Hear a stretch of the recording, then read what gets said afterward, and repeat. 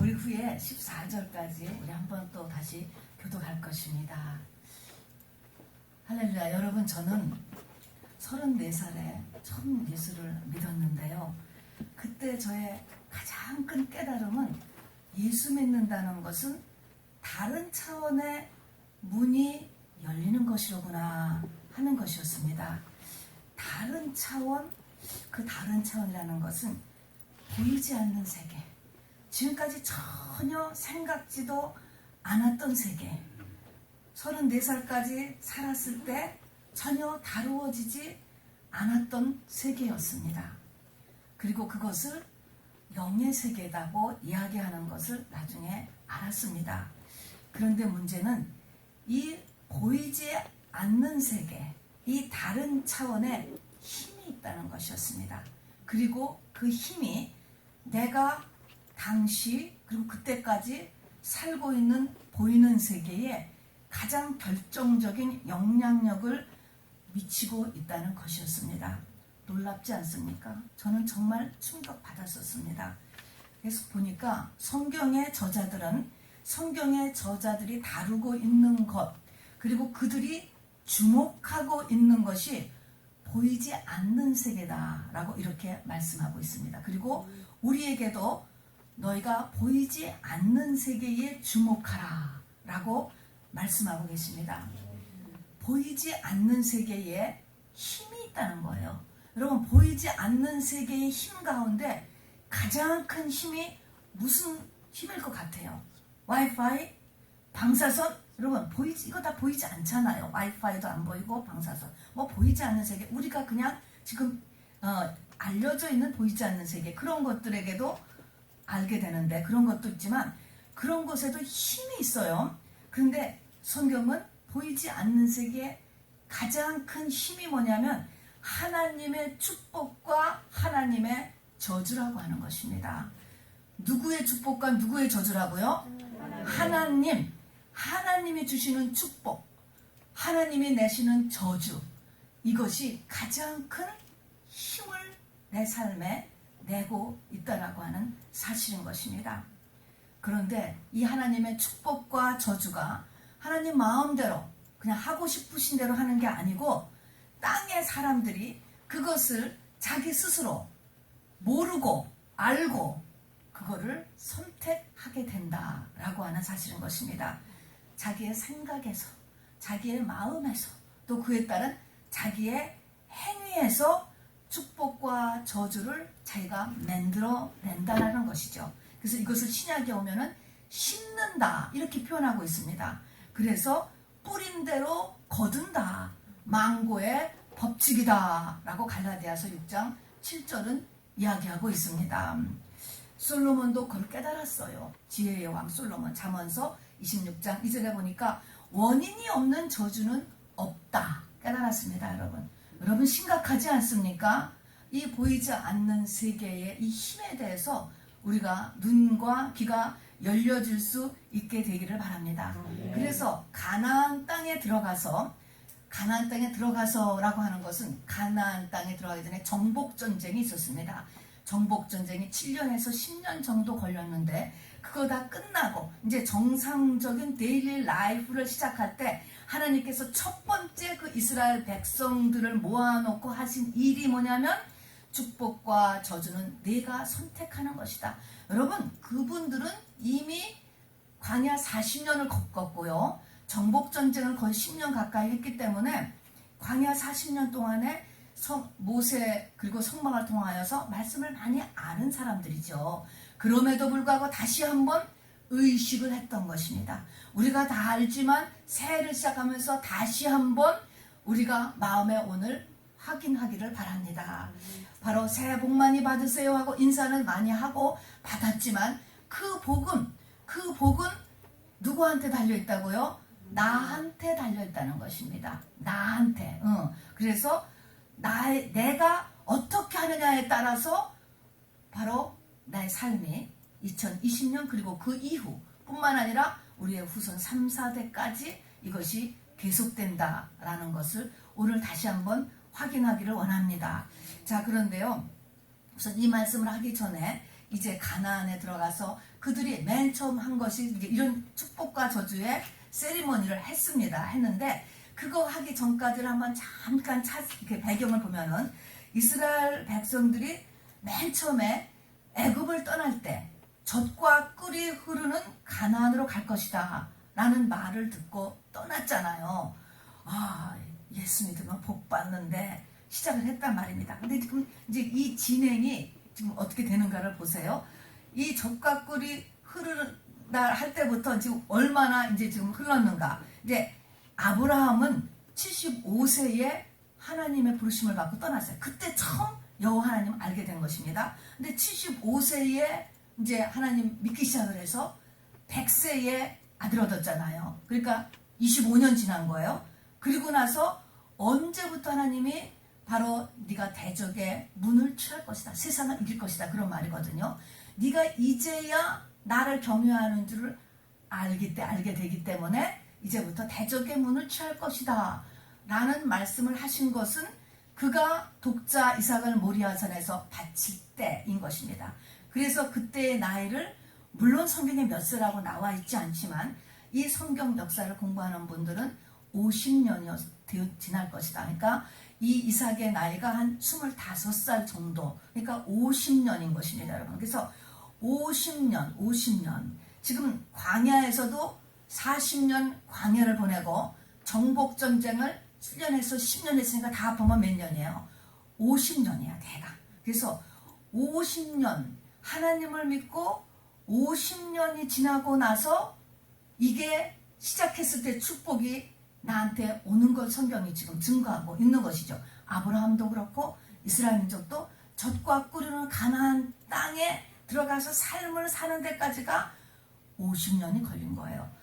50이라고 하는 숫자는 성경에서 희년의 숫자잖아요. 희년. 매 50년마다 모든 묶였던 것이 다 풀어지게 했습니다. 자, 그래서 이 50이라고 하는 이 숫자가 있고 이걸 생각할 때마다 여러분 참 오래 걸린다 라고 하는 생각을 하시기 바랍니다. 여러분은 예수 믿은지 정말 본격적으로 내가 예수 믿은지 얼마나 되었습니까? 이 말씀을 먼저 드리는 것은 믿음은 금방 되지 않아요. 반드시 믿음은 인내해야 된다는 것을 잊지 마시기 바랍니다. 그럼에도 불구하고 올해 영적인 희년을 우리 모두가 맞을 수 있게 되기를 바랍니다. 네. 그래서 영적으로 올해 많이 성장을 하셔야죠. 자, 그래서 이제 이 가나안 땅에 들어가서 본격적으로 전쟁 끝나고 살 때 온 백성을 모아놓고 세리머니를 했는데 이제 그게 여호수아 8장에 나오죠. 그 말이 신명기 30장에 이미 모세 통해서 해놓은 말씀을 이제 그때 여호수아가 액팅을 한 거예요. 그 내용이 오늘 아까 읽은 신명기 30장 내용입니다. 내가 오늘날 천지를 불러서 너희에게 증거를 삼더라. 하늘과 땅을 놓고 맹세를 한다. 여러분 얼마나 중요한 말인가라는 것을 생각하셔야 돼요. 생명과 사망과 복과 저주를 네 앞에 두었은즉 너와 네 자손이 살기 위하여 생명을 택하고, 이 내용인 거예요. 근데 이거를 실제로 마음에 더 각인시켜주기 위해서 그리심산, 에발산이라고 하는 두 언덕이 있는 곳으로 끌고 전체 백성을 다 끌고 갔죠. 높이가 900m 정도 되는 산이라고 합니다. 우리가 언젠가 이게 유튜브에서 이 산을 본 것 같아요. 그래서 높이는 서로 비슷한데 그리심산은 아주 그래도 푸른 이런 나무가 있어요. 보면은 지금도 에발산이라고 하는 산은 높이는 비슷한데 나무가 한 그루도 없고 바위에 황량한 산이에요. 그런 하나의 축복받은 산, 또 저주받은 것 같은 그런 모습을 한 에발산, 그리고 그 사이에 세겜이라고 하는 도시가 있습니다. 이제 요 세겜에서 이제 당시에 이 레위인이 가서, 지금 같은 목사님이 가서 이제 부르짖는 거예요.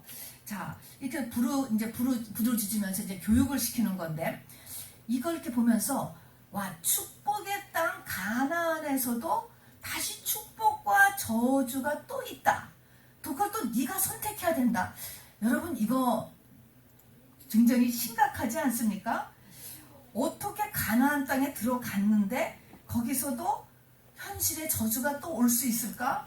젖과 꿀이 흐른다는 환경적으로 아주 완벽한 것인데 내가 또 뭐를 택해서 그것을 해서 또 앞날이 또 달라진다?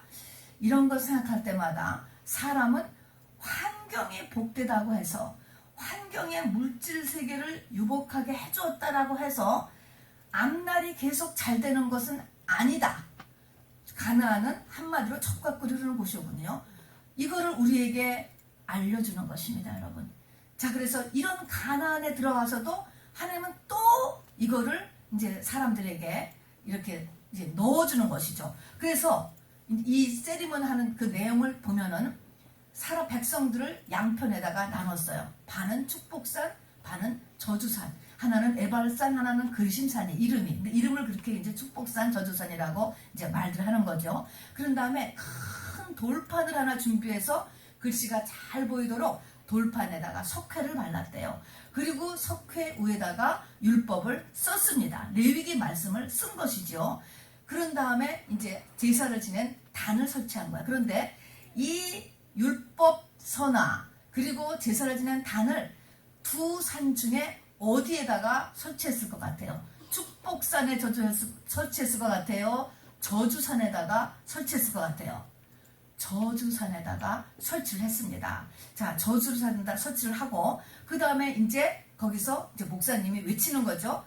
이거는 이제 말씀에 있는 거예요. 신명기서에 있는 말씀. 그 부모를 경휼히 여기는 자는 저주를 받을 것이다. 신명기의 말씀, 축복과 저주, 신명기 18장 말씀이죠. 그러면은 이 축복산, 그리심산에 서 있는 백성들이 아멘 맞다라고 해주는 거 하는 것입니다. 이렇게 하면서 또 내가 네 하나님 여호와의 말씀을 삼가 듣고 내가 오늘날 내게 명하는 모든 명령을 지켜하면 하나님께서 너를 세계 모든 민족 가운데 뛰어나게 하실 것이라. 그럼 뭐야? 또 축복산에 있는 사람들이 아멘 이제 이렇게 하는 것을 쭉 했다라고 하는 것입니다. 자, 그럼 이거를 보면은 우선 하나님이 얼마나 시청각 교제로 강조하셨냐면 눈으로서는 에발산의 흰 돌벽에 써있는 율법을 봤어요. 귀로는 제사장이 하는 하나님의 말씀을 들었어요. 그런 다음에 내 입으로는 아멘 하면서 내가 또 선포를 했잖아요. 이렇게 하나님께서 눈과 귀와 또 내 의지를 살려서 아멘하는 내 입술을 벌리는 이렇게 정말 강조하여서 이 말씀을 했다라고 하는 것을 알아두시고요. 그러니까 이것이 얼마나 중요한가 하는 것을 거듭 성경이 강조하고 있어요. 그런데 그 율법을 적은 돌판과 그리고 제단을 왜 에발산에다가 세웠을까 하는 것이죠. 그리고 거기다가 이제 제단을 세워서 이제 제사를 지어서 화목제를 올렸는데 내가 무슨 죄를 지었나 또는 내가 무슨 저주받을 짓을 했나 라고 하는 것은 말씀이 없으면 모른다라는 거예요. 그리고 그러니까 말씀이 있어야 이것이 저주받을 짓이었구나 라는 것을 알게 되고 그 다음에 깨달았어요. 이게 내가 저주받을 짓을 했네? 이렇게 하시면 거기에 제단이 있었다니까 화목 제물을 드렸단 말입니다. 예수의 이름으로 회개하면 된다라고 하는 내용이에요. 그런데 신명기서를 쭉 보면은 거기에 보면은 축복 이렇게 하면 너희가 축복받는다. 이렇게 하면 저주가 온다. 라고 하는 내용을 여러분이 나중에 세어보면은 축복받는 제목보다 저주받는 제목이 3배나 더 많아요. 3배나. 우리 어린 아이들 한 3, 4살 된 아이들을 키울 때 보면 이거 해 하는 것보다 이거 하지 마 라는 거가 보통 더 많대요. 너 이거 하면 안 돼. 불에 손대면 안 돼. 차 다니는데 뛰어가면 안 돼. 이런 거하고 똑같은 거예요. 사람에게 하지 말라는 게 저주가 오는 거가 더 많다라는 거죠. 3배나 더 많아요. 그래서 이거는 왜냐하면 사람은 저주받을 짓을 더 좋아하고요. 저주받을 짓을 더 많이 하게 돼 있고요. 또 가만히 있으면 그쪽으로 흘러가게 되어 있는 게 사람이에요, 여러분. 이거를 알아두셔야지 돼요. 그래서 예수 믿는 사람은 물살을 거꾸로 가야 된다 그랬잖아요. 가만히 있으면 우리가 다 저주 쪽으로 흘러가는 거예요. 그렇기 때문에 여기 보니까 축복과 저주가 섞여 있는데 이렇게 저주가 많고 강하기 때문에 우리가 전체적으로 축복된 삶을 살려면 저주를 막아야 돼요, 여러분. 저주를 막아야 전체적으로 축복된 삶을 온단 말입니다. 그래서 에발산, 그리심산 이렇게 있는데 그 말의 뜻이 에바르라는 것은 사망이라는 것이고 그리심이라고 하는 것은 잘라낸다라고 하는 의미를 가졌대요. 그래서 무엇인가를 내가 나한테서 또 내 삶 가운데서 내 생각 가운데서 내 가치관 가운데서 잘라내야 축복이 온다는 거예요. 그럼 그 무엇인가라는 것이 뭐냐면 바로 사망이에요. 사망을 내는 것, 사망의 영향권 아래 있는 것, 이 모든 것들을 그리심, 잘라내야 나에게 축복이 온다. 안 그러면 이 사망의 냄새, 사망의 파워가 내 삶 전체를 저주 쪽으로 끌고 간다라고 하는 것이에요. 여러분, 예수를 안 믿고 아무리 열심히 살았어도 우리 대한민국은 반만년 역사에 전 세계 바텀 5%의 가난한 나라였어요, 여러분. 아무리 열심히 살고 아무리 착하게 살아도 안 되는 것입니다, 사람이. 이런 내용이에요. 그래서 여러분 알아둘 것은 성경에 보니까 사람은 영의 그릇이에요. 영의 그릇. 이것은 병원에 가서 아무리 해부를 해도 영 없어요. 교회 와야만 알 수 있는 것입니다. 그런데 영의 그릇인데 영의 맨 밑바닥, 우리의 훌로와 우리의 기초가 뭐냐면 원죄예요. 원죄. 그리고 그 위가 뭐가 깔려있냐면 조상죄. 그 위가 바로 내가 지은 죄예요. 과거, 현재, 알고 지었건 모르고 지었던 그 죄가 거의 그대로 남아있는데 바로 여기서 뭐까지를 깨달아야 완전하게 고지 올라가는 거냐? 원죄까지를 깨닫는 거죠. 사실은 원죄까지를 주님의 죽으심이 다 덮으셨어요. 내가 그것을 깨닫는 게 중요한 거야. 내 죄도 다 덮었고 조상죄도 다 덮었고 원죄도 사실은 다 덮었습니다. 주님은 다 하셨어요. 영계에서는 일어났어요. 그러나 내가 그거를 내 것으로 만드는 게 중요합니다. 자, 그래서 내가 내 밑바닥이 나라고 하는 존재가 죄덩이였구나 라는 것을 깨닫죠. 욥이 그걸 깨달았어요. 그래서 욥기 42장이 끝인데 완전 회복됐잖아요. 그 욥기 42장, 바로 전에 욥기 41장에 누구 얘기가 전체가 나옵니까? 리워 야단 얘기가 나오잖아요. 그 리워 야단은요, 악어가 아니에요. 코에서 입에서 불을 내뿜고 연기를 내뿜는 걸로 묘사가 되어 있는데 그런 악어는 없어요. 그거는 바로 사단을 나타내는 것이에요. 그게 내 속을 깔고 있다라고 하는 사실인 것이죠. 이걸 깨달았습니다. 다윗도 연단의 끝이 뭐였냐면은 내가 죄 중에 잉태하였나이다. 이 말은 내가 잉태됐을 때 이미 나는 죄인으로서 잉태된 거예요. 자질이 죄인이로구나. 이것을 깨달았어요.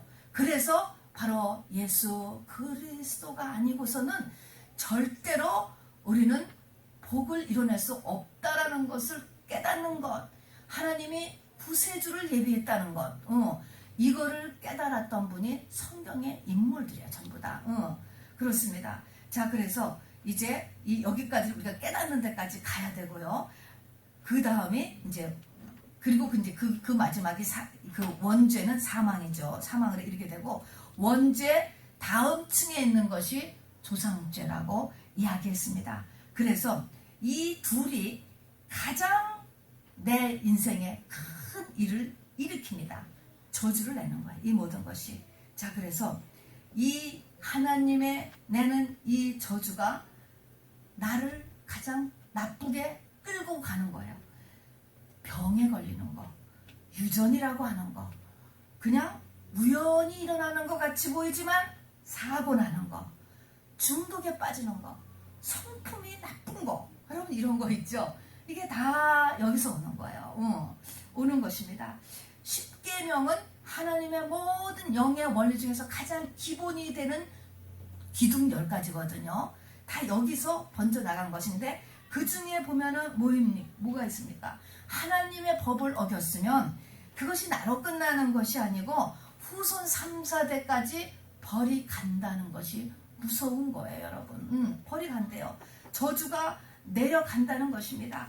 그러면 우리가 얘기하잖아요. 예수를 금방 믿으면 예수 그리스도의 죽으심으로 인해서 갈라디아서 3장 13절에 분명히 예수님의 죽으심으로 인해서 모든 저주가 다 끊어졌는데요. 할렐루야. 맞지요. 맞습니다, 여러분. 그런데 갈라디아서를 넘어서 성경의 맨 끝인 요한계시록 맨 끝장 22장까지 가서 보면 계시록 22장 3절에 보면 그때 가서 다시 저주가 없으며 라는 단어가 나와요. 천국에 들어갔는데 그때 인제야 저주가 없다는 것입니다. 다시는 저주가 없다는 것입니다. 그럼 도대체 이게 뭐냐는 것입니다. 뭐냐는 것이죠. 하늘에서 비가 막 내려와요. 내려온단 말입니다. 내려오는데 우산을 핀 사람은 비를 안 맞아. 똑같은 것입니다. 저주는 그대로, 구약은 없어지지 않았어요. 그대로 와요. 자, 그런데 예수 그리스도가 바로 우산이 되신 거예요. 내가 우산을 피면 저주를 끊을 수 있는 것입니다, 여러분. 끊어지게 되는 것입니다. 문제는 우리의 교회 생활을 통하여서 바로 내가 이 저주를 끊는 것. 그래서 내 삶을 축복으로 바꾸고 우리 후손의 삶을 축복으로 바꿔놓는 것이 저와 여러분이 할 일이에요. 이것은 나와 우리 집안에만 해결되는 것이 아니에요. 온 피조물들이 이 하나님의 자녀가 나타나기를 탄식하며 기다리고 있다. 이거는 내 주변에 영향력을 미치고 땅에 영향력을 미치고 나라에 영향력을 미치고 민족에 영향력을 미치게 되어 있어요. 불신자까지도 같은 혜택을 받게 됩니다, 여러분. 자, 그래서 너무나 중요한 것이에요. 자, 그래서 이제 오늘 하나님께서 네 하기에 달렸다라는 것을 이야기하는 것입니다. 그러면서 네가 선택을 해야 된다. 네가 선택하기에 따라서 이게 달라진다라는 것을 이제 거듭 말씀하시면서 이렇게 간단하게 얘기해요. 생명, 복이 있고 사망, 저주가 있다는 거예요. 자, 두 가지 길 중에서 택하라는 거예요. 두 개 항상 택해요. 생명과 복이 하나, 사망과 저주가 하나. 그러면 이렇게 말을 하면 이 세상에 어떤 사람이 거기서 사망과 저주를 택하겠어? 다 생명과 복을 택하지. 여러분 이거 다 말씀 알잖아요. 여러분도 이렇게 두 길이 있다 그러면 뭐를 택하겠어? 생명과 복을 택하겠죠? 그러면 생명과 복이 도대체 뭐냐고. 생명과 복을 택해야 되는데 생명과 복은 뭐며 사망과 저주는 도대체 뭐냐라는 거예요. 요거까지를 알아야지 돼요. 요게 첫 번째 교회 금방 들어와서 두 길이 있으니까 생명과 복만 택해. 그러면 그냥 교회를 나오기만 하면은 그것이 생명과 복이 되는 것일까? 그것이 아니고 조금 더 깊이 들어가야 된다는 말입니다. 생명과 복은 뭐냐? 생명과 복. 요한복음 1장 1절에 보니까 태초에 말씀이 계시니라. 말씀 안에 생명이 있고 말씀이 육신이 된 게 예수고 바로 그게 복이라는 거예요. 그러면은 이 생명과 복이라고 하는 것은 뭐냐면 말씀이에요. 말씀. 기록된 하나님의 말씀 그리고 바로 성령으로 오신 예수님 같은 거예요. 그러니까 하나님의 말씀과 예수. 왜냐면 말씀이 육신이 되고 말씀에 생명이 들었다는 거야. 이게 쭈루룩 붙어있네. 요한복음에 보니까. 그러니까 결국은 뭐를 택하냐면은 기록된 성경 말씀 또는 예수 그리스도가 기뻐하는 쪽을 내가 택하라는 거예요. 자, 그러면 기록된 말씀에 있는데 말씀이 이런 말도 있고 저런 말도 있어. 그러면 이번에는 어느 쪽을 내가 지금 택해야 되는지 모르겠어. 그러면은 예수님이 역시 생명과 복이라니까 예수님의 기뻐하시는 쪽을 택할 거예요. 그럼 성령님 내가 어느 쪽을 택하는 게 좋겠습니까? 어떤 거를 주님이 기뻐하십니까? 라고 물어보세요. 그러면 우리가 충만한 사람에게는 금방 답이 와요. 마음에 이쪽이다 오는데 잘 너무 어리거나 좀 많은 혼선을 지금 생각 가운데 갖고 있으면 이게 구별이 안 돼요. 그러면 여러분 저나 교회 스태프들한테 물어보세요. 그리고 성도 간의 교제가 필요한 것입니다. 여러분 상담을 하라고 교제를 하라고 서로 마음을 열고 얘기를 하시라고 그럴 하나님이 분명히 답을 주세요. 그래서 너희 중에 병든 자가 있느냐? 저는 교회 장로들을 청해라 라고 하는 것은 나보다 믿음이 좋아 보이는 분들한테 가서 마음을 열고 의논하시라는 거예요. 그래서 축복적으로 가라라는 것이죠. 그럼 반대로 사망과 저주 쪽은 뭐냐는 것이요. 사망과 저주 그거는 사망과 저주는 선악과 이것은 선악의 기준이 하나님이었다가 선악의 기준이 내가 된 것이 선악과를 먹은 거거든요. 그러니까는 이제는 하나님의 말씀과 예수님이 기뻐하는 쪽을 택하지 않고 내 생각과 내 마음이 원하는 쪽으로 가는 것이 저주 쪽이에요. 이게 바로 사망과 저주 쪽이에요. 굉장히 충격적이지 않습니까? 사람은 다 내 생각대로 하잖아요. 내 마음이 원하는 쪽으로 하게 되잖아요. 이것이 어려운 것이에요, 여러분. 그래서 이스라엘 역사에 가장 악했다라고 하는 시대가 정말 기가 막히게 젖과 꿀이는 가나안 땅에 들어가서 부터예요, 여러분. 환경은 좋은데 그 후손이 가장 악한 역사를 이루어내었습니다. 그런데 그 사사기의 맨 끝에 특징이 뭐냐? 각각 자기의 소견대로 행하였더라 라고 했습니다. 다 내 중심인 거야. 내 중심, 내 생각대로 했다는 것입니다. 여러분, 이것이 내 생각대로 내 중심으로 하는 것이 그때는 속이 시원한 것 같으죠. 내 생각대로 했으니까, 자아가 충족됐으니까. 그러나 이것이 저주를 일으키는 경우가 굉장히 많아요. 그래서 왕자병, 공주병, 이 자기 중심성, 온 우주가 나를 중심으로 돌아가는 것 같이 착각하게 만드는 것은 우리가 굉장히 조심해야 되는 부분인 것입니다. 그래서 정말 3살 버릇 때부터 우리가 이것을 훈련해야죠. 그래서 내 생각이 맞고 내 마음이 기쁜 것을 하는 것이 아니라 성경 말씀의 중심, 예수님이 기뻐할 것까지를 가야 돼요. 여기까지 알았죠? 이게 본론입니다. 자, 그럼 이제 우리는 여기서 끝나는 것이 아니에요. 시온의 여러분들은 더 나가야 됩니다. 이 상태가 어디까지 가야 되는가가 이사야 66장까지 오래 가셔야지 됩니다. 이사야 66장은 이사야서의 맨 끝이에요. 성경이 66권으로 되어 있듯이 이사야서가 66장으로 되어 있어서 성경 속의 성경이라고 하는 게 이사야서예요. 그래서 구약이 39권, 신약이 27권에서 66권인 것처럼 이사야가 39장까지가 구약의 메시지고 그 이유가 신약의 메시지가 이렇게 되는 구조를 가지고 있는데 그 맨 끝에 결론이에요. 결론. 그래서 이사야 66장을 여러분 펴고 저하고 한번 좀 같이 읽어보시기를 바랍니다. 자, 66장을 1048페이지를 열어주시기를 바랍니다. 자, 제가 먼저 읽을게요. 여러분은 그 다음 주 읽을 것입니다. 여호와께서 이와 같이 말씀하시되 하늘은 나의 보좌요 땅은 나의 발판이니 하늘과 땅이 다 하나님 것이라는 것입니다. 내가 천지를 불러서 얘기한다는 것과 같은 내용이에요. 너희가 나를 위하여 무슨 집을 지으랴? 내가 안식할 처소가 어디랴? 이 말씀에서 중요한 것이 안식이에요. 안식. 하나님의 안식이 어디에 이루어지느냐? 하나님은 창세기 1장에 보니까 7째 날에 안식하셨어요.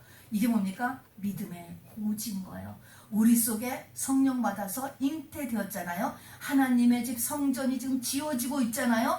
다 지어졌다는 게 뭐냐? 내가 성전이 되었다는 게 무슨 뜻이냐? 이게 바로 하나님이 안식할 곳이다 라는 것이에요. 그러니까 우리 믿음의 고지가 어디까지 가야 되느냐 이거예요. 지금 믿음의 고지를 말씀해주고 있는 것입니다. 이 둘째 2절을 읽으세요. 시작. 내 손이 이 모든 것을 지었으므로 그들이 생겼느니라. 그는 마음이 가난하고 심령이 통해하며 내 말을 듣는 내가 들으거니와. 네, 이제 답이 나왔습니다. 우리 믿음의 고지가 어디까지냐 어디냐라고 하면은 2절에 있는 거예요. 내 말을 듣고 떠는 자예요. 떨어. 이 말을 듣고 떠는 자는 신약에 가면 심령이 가난한 자예요. 산상수훈에. 마음이 가난하고 심령에 통해하는 자. 그 말은 이 구약적인 백역에서는 하나님의 말씀을 듣고 떠는 자라는 거야. 말씀을 듣고. 아까 가장 중요한 게 뭐랬습니까? 하나님의 축복은 말씀이라고 그랬잖아요. 그 말씀이고 그 다음에는 예수라고 했는데, 그러니까 결국 말씀인데, 이 말씀을 듣고 떠는 자요. 그 사람은 그게 말씀을 듣고 떨면 그게 여러분의 신앙이 다 된 거예요. 여러분의 신앙이 고지에 오른 거예요. 성전이 지어진 것이요. 예수 그리스도의 신부가 된 상태가 말씀을 듣고 떠는 사람이는 거예요. 더 중요한 것은 말씀을 듣고 떠는 자, 그 사람은 내가 돌보려니와, 이 돌본다라는 말은 우리가 그전 성경을 보면요, 그 사람은 내가 권고하려니와 이렇게 되었어요. 이 말에서는 권고한다는 것은 하나님의 징계와 책망이 없다라는 거예요. 우리가 그런 말 하잖아요. 맞지 않고 복 받을 수 없을까요? 있어요. 이게 바로 그거예요. 하나님 앞에 내가 징계받지 않고 책망받지 않고 그리고 복 받는 방법이 말씀을 듣고 떠는 사람이 되면 돼요. 그러니까 이게 이제 어려운 건데 원리를 따지라면 이거예요. 말씀을 듣고 그냥 떠는 사람 그러면은 안 맞아. 하나님이 그런 사람은 그냥 권만 한다는 거예요. 권만 한다는 거예요. 자, 제가 다시 읽겠습니다. 3절을 읽겠습니다. 소를 잡아 드리는 것은 살인함과 다름이 없지 하고 어린 양으로 제사 드리는 것은 계목을 꺾음과 다름이 없이 하며 드리는 예물은 돼지의 피와 다름이 없이 하고 분향하는 것은 우상을 찬송함과 다름이 없이 행하는 그들은 자기의 길을 택하며 그들의 마음은 가증한 것을 기뻐한즉. 이 말에서는 이제 구약에서 예배 드리는 모습을 하는 거예요. 소를 잡아 드리는 사람, 어린 양을 드리는 사람, 굉장히 예배를 지금 엄청나게 드리는 거예요. 예배 행위예요. 또 예물을 드리는 것 세 가지나 나와요. 소를 잡아 드리고 어린 양으로 드리고 예물을 드리고 그 다음에 또 분향한다. 기도도 하는 거예요. 그런데 예배 행위에서는 이렇게 예배 행위를 열심히 잘하는데도 삶에서 그들은 자기의 길을 뭐하며 택한다. 뭐를 택해요? 자기의 길. 하나님이 주는 길이 아니고 자기의 길을 택하고 그들의 마음은 가증한 것을 기뻐한즉. 택하는 것. 이제 그 4절에서도 또 나와요. 택하는. 내가 아무리 교회 내에서 하나님 앞에 열심을 냈어도 내가 실제 삶에서 택하는 거를 네 생각을 택하고 네 마음에 기뻐한 것을 택하면 저주의 삶이 온다라는 거예요. 이걸 얘기하는 거예요. 말씀에 떠는 사람은 절대로 그렇게 하면 안 된다는 거예요. 그러니까 이렇게 안 하는 것이 말씀에 떠는 거죠. 자, 여러분 4절 읽으세요. 그렇게 하면 여러분이 아무리 예배를 열심히 드렸어도 내 삶에서 하나님의 길을 안 택하고 자기의 길을 택하고 자기의 마음을 기뻐해서 그쪽으로 가면 하나님이 어떻게 하시겠다는 거가 4절을 읽으세요. 시작. 나 또한 유혹을 그들에게 택하여 주며 그들이 무서워하는 것을 그들에게 임하게 하리니 이는 내가 불러도 대답하는 자가 없으며 내가 말하여도 그들이 듣지 않고 오직 나의 목전에서 악을 행하며 내가 기뻐하지 아니하는 것을 택하였습니다 하신다. 무섭지요? 그들에게 하나님께서 유혹을 주고 그가 무서워하는 것을 임하게 한다는 거예요. 얼마나 무섭습니까? 왜 그래요? 하나님이 불러도 대답하지 않고 하나님이 말하여도 듣지 않는다는 거야. 잘 생각해 보세요. 그리고 자기중심적으로 행하며 하나님이 기뻐하지 않는 것을 또 택한다. 여기 택하는 게 나와요. 그래서 맨 처음에 가나안 땅에 맨 처음에 들어와서 이렇게 택하는 게 중요하다라는 것을 보고 듣고 입술로 선포하면서 시청각 교세로 세리머니를 한 것의 결론은 바로 이스라엘이 이제 멸망으로 끌려가는데 여기 보니까 이사야서 66절에 보니까 그들이 하나님이 불러도 대답도 않고 하나님이 말해도 안 듣고 바로 내 생각과 내 마음을 택한다는 거예요. 우리 속에 중요한 의지가 들어있어요. 가장 중요한 것이 우리가 자유의지가 있다는 거예요. 하나님이 사람한테 주신 가장 하나님의 형상을 만든 게 첫 번째가 영이고 두 번째가 자유의지라는 거예요. 이 자유의지가 하나님하고 맞짱 뜨는 거예요. 내가 자유의지로 지옥을 가겠다라고 하면 하나님도 못 말리는 거예요. 그래서 내가 문 밖에 서서 두드리노니 이야기했습니다, 여러분. 그 자유의지는 하나님이 대체할 수가 없다라고 하는 것이에요. 그래서 그러니까 자유의지는 택한다는 것입니다. 이사야 1장에서 보면 너희가 이제 더 때릴 곳이 없을 만큼 맞았다라는 거예요.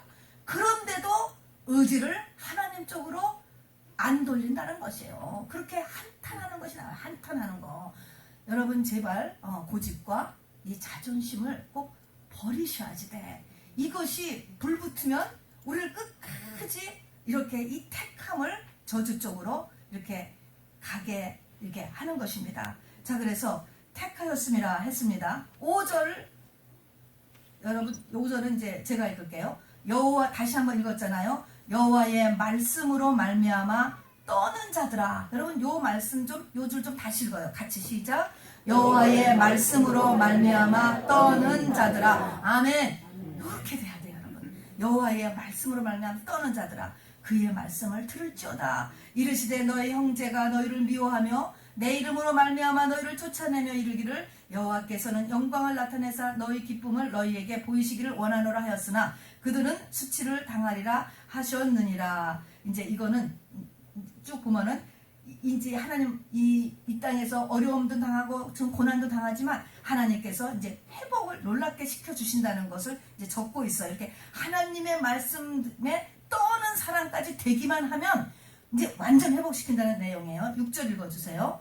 떠드는 소리가 성읍에서부터 들려오며 목소리가 성전에부터 들리니 이는 여호와께서 그의 원수에게 보응하시는 목소리로다.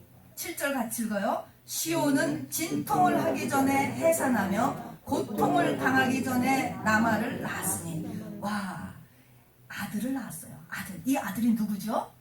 예수님이죠. 자, 그러면 우리의 믿음이 고지에 달했다. 하나님의 성소가 되었다. 신부가 되었다라고 하는 말은 또 무슨 뜻이에요? 내가 아들을 낳는 거.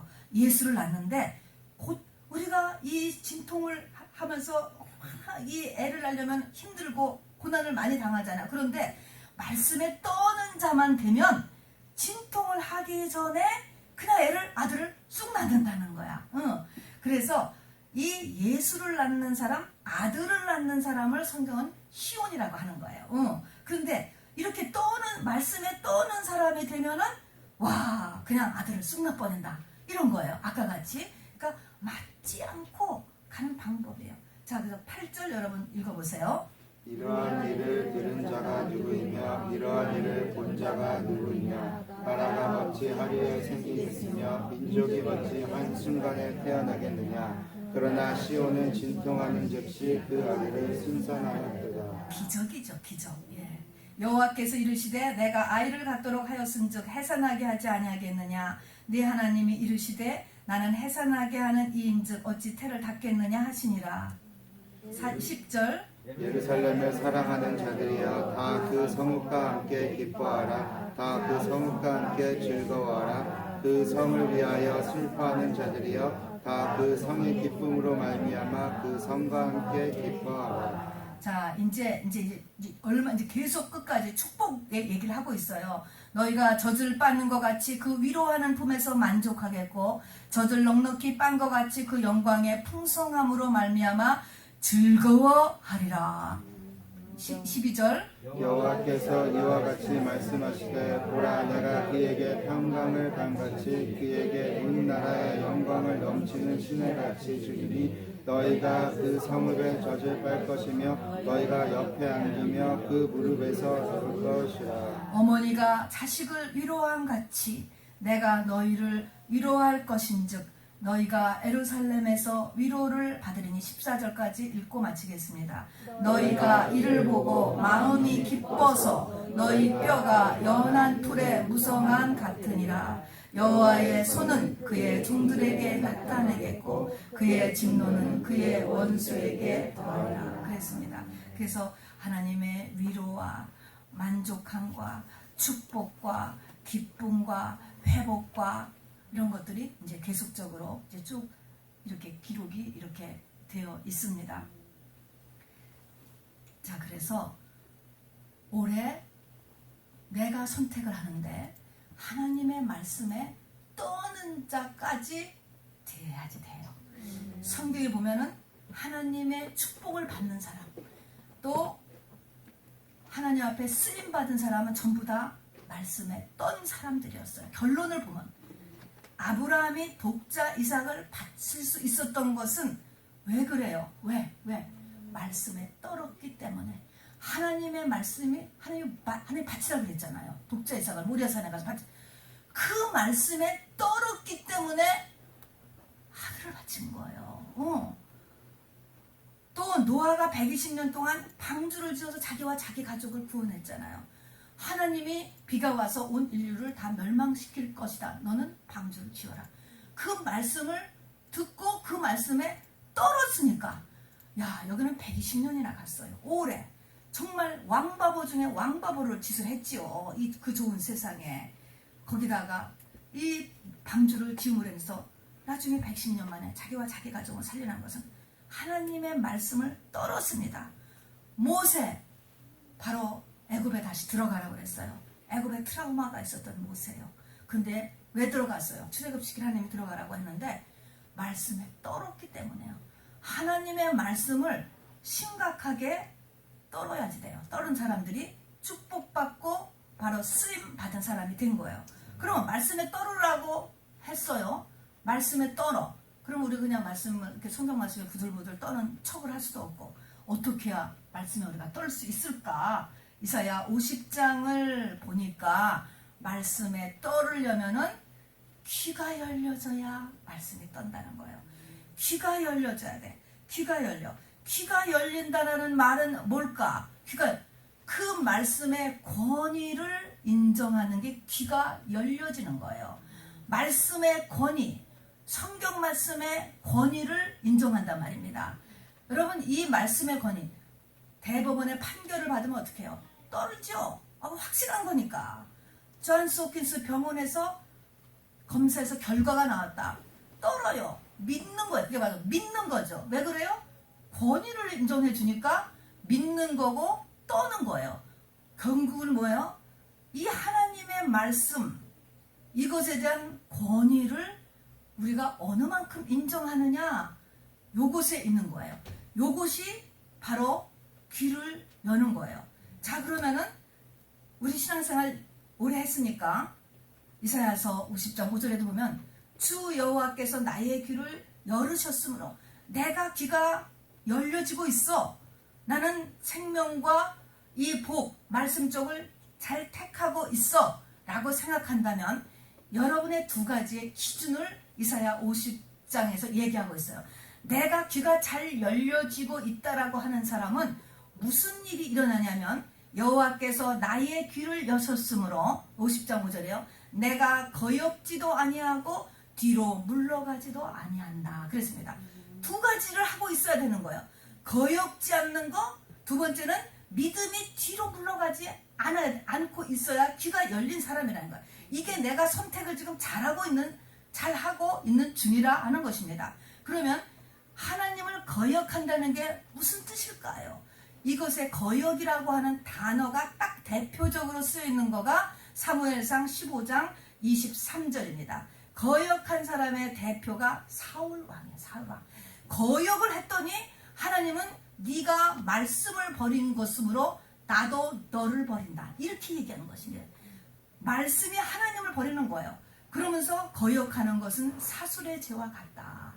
말씀을 거역하는 것은 부처상에다가 교회 다니면서도 또 절하고 있는 거하고 똑같다는 거야. 사술의 죄하고 같으니까. 한쪽에서 무당한테 갔다가 교회 다니는 거하고 같은 거라는 거야. 죄값이. 와, 그러면은 무슨 일을 했는데 그게 사무엘상에 이 거역의 모형이 나오는 거예요. 하나님께서 아말렉과 전쟁을 하라고 오더를 내리셨습니다. 그런데 조건이 있어요. 전쟁은 하되 전쟁에서 아말렉 사람과 아말렉의 짐승들을 다 진멸, 싹 없애라 라고 하면서 이렇게 명령을 내렸어요. 이 명령을 받았어요. 사울왕이. 그래가지고 명령대로 수행을 했다니까 얻은 부분을 해요. 순종을 해요. 그래서 열심히 순종을 해서 싸워서 완전히 승리를 했잖아요. 완전히 이겼어요. 다 이겼는데 보니까 뭐예요? 그 아각이 아말렉 조선의 왕인데 이 어차피 전세는 기울어졌거든. 아말렉이 다시 일어나지는 못해. 그러니까 크게 창간도 없으니까 아말렉의 왕인 저 아각을 내가 한번 생포해 가야 되겠다. 그러면은 정말 사람들한테 쇼업도 할 수 있고 자랑이 되잖아요. 또 보니까 저 아말렉 왕이 불쌍해. 이래서 그 아말렉 왕 아각을 안 죽이고 생포해 갔어요. 또 보니까 아말렉들이 살진 소와 양이 많아. 그들은 무슨 죄가 있겠어. 죽이기에는 너무 아까워. 가져다가 하나님 앞에 드리자. 하나님 앞에 제사 드리는데 쓰자. 그러고 보니까 백성들도 다 그게 좋다는 거야. 그래서 바로 사울 왕이 아각을 생포해서 가지고 오고 살진 소와 양을 그대로 가지고 온 것, 요것을 가리켜서 성경은 바로 거역했다 이렇게 얘기하는 거예요. 하나님의 말씀에 권위를 떨어뜨린 거예요. 말씀의 권위가 어떤 것인가, 하나님을 내가 어떻게 생각하느냐에 달려있는 거죠. 잘 생각해봐요. 이 하나님의 권위가 얼만큼 높은가 하면 그분이 작게 하신 말씀도 굉장히 중요한 거예요. 중요한 말씀만 중요한 게 아니고 작게 하신 말씀도 중요해. 작게 하신 말씀은 까진 건 내 생각을 거기다가 집어넣어 버리는 것은 권위를 내린 거지. 권위를 내린 거죠. 그래서 이 거역이라고 하는 이 단어는 권위의 문제예요. 그래서 여러분, 권위를 여러분이 싫어하시면 안 돼.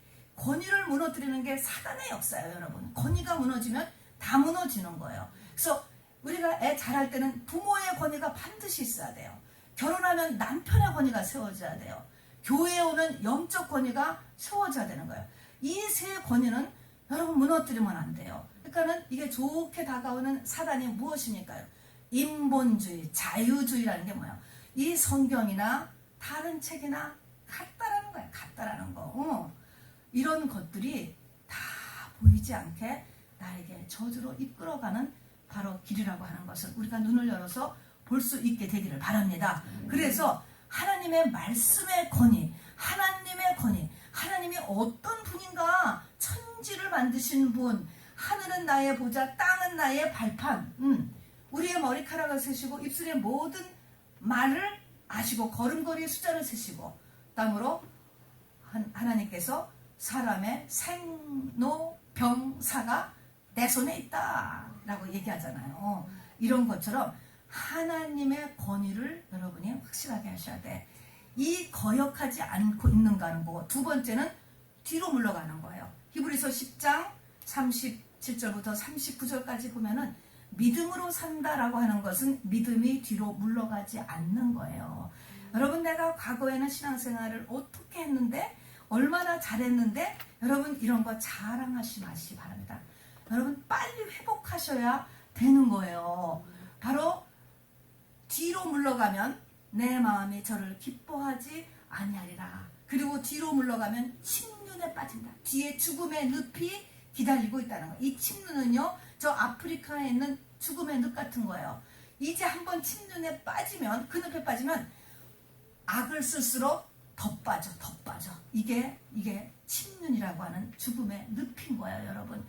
뒤로 물러가면 바로 침륜에 빠지게 된다라고 이야기했습니다. 자, 그래서 두 가지가 내가 이 하나님 앞으로 축복을 잘 선택하고 있는가의 기준이에요. 기준. 자, 여러분 이제 말씀을 마쳐요. 여러분, 우리가 새해 복 많이 받으세요. 말을 하고 듣고, 하나님께서 달력이 달라지는 의미는 한번 네가 다시 한번 나를 돌아보고 새롭게 결단하라고 해서 이렇게 달력을 만들고 년을 만드는 거예요. 어제나 오늘이나 똑같은 날이에요, 사실은. 그러나 이렇게 계기를 만들어 주신 거예요. 그러면서 이 우리의 삶의 계기를 70년, 80년이다 라고 하는 그 대략의 날짜까지도 알려주셨잖아요. 그리고 나의 나이가 얼마인가도 우리가 알지 않습니까, 여러분? 또 전체적인 역사적인 종말에서도 계산할 수 있도록 대략을 말씀해 놓으셨어요. 우리의 영혼 때문에 그러한 것입니다. 자, 그래서 이런 가운데서 오늘 이 복된 삶, 이것은 이 땅에 뿐만이 아니에요. 내 후손, 그리고 영원에서의 나의 영혼, 이것이 가장 중요한 것이요. 이것을 위하여서 뭐에 달려있다? 네가 선택하게 달려있다. 지금 예수 그리스도에 인해서 축복은 다 내려와 있고 저주는 다 끊어졌어요. 이미 다 끊어졌습니다. 내가 하기에 달려있는 것입니다, 여러분. 자, 그래서 바로 생명과 복을 택해. 그 말은 뭐예요? 하나님의 말씀을 택하고 성령께서 기뻐하시는 쪽, 이 두 가지를 생각하시면 돼요. 두 가지. 그러면 거꾸로 저주로 가는 쪽은 뭐라고요? 내 생각과 내 마음이 기뻐하는 쪽으로 내가 택하는 거예요, 여러분. 이거를 잘 선택하고 있는가 안 하고 있느냐의 기준은 뭐예요? 거역하느냐 믿음이 뒤로 물러가느냐. 여러분의 믿음이 자기가 보면 알잖아요. 내가 옛날에는 새벽기도 맨날 했는데 요새 새벽기도 안 하고 저같이 아닙니다, 여러분. 그래서 이제 회복할 거예요. 다음 주부터요. 이렇게 해서 여러분 뒤로 물러간 믿음이 있으시면 빨리 회복하시고 정말로 이런 권위 인정해서 파이널리 올해 말씀에 떠는 사람들이 되어서 여러분 매맞지 말고 정말 시온이 같이 순산 아들을